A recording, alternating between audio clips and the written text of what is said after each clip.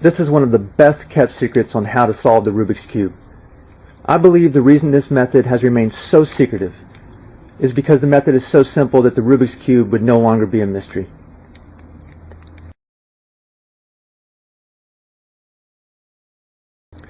Using only 2 moves and repeating those moves, you can pick up any Rubik's Cube, starting in any position.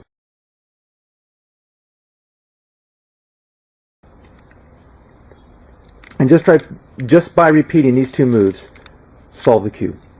All you have to do is start in any position and move the left side counterclockwise 1, and then move the front clockwise 1.